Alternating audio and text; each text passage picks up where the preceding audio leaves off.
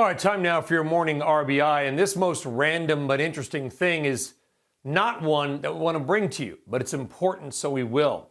If you're one of the millions who have gained some weight during the lockdowns, you aren't alone. In fact, a large number of Americans are reporting weight gain. Some of it's significant over the past year. In some cases, they've gained a great deal of weight.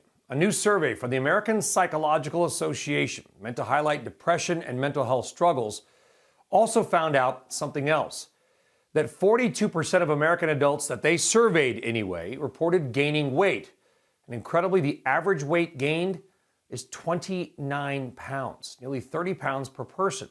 And though weight was gained across all age groups, it was the millennials, those 25 to 42, who felt the impact of the pandemic and the lockdowns the hardest. Again, of those surveyed by the APA, 48% of millennials said they gained weight they did not want to.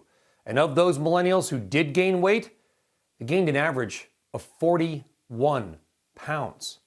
Now, Gen Xers and Boomers also gained weight, but not nearly as much. Depression, lack of activities, loss of social comfort, and a 23% jump in drinking alcohol, all largely playing a role. Of course, most restaurants were closed, with really the only things open were fast food. Another article I read showed that steps taken, walking, dropped 30% last year as compared to previous years based on cell phone data.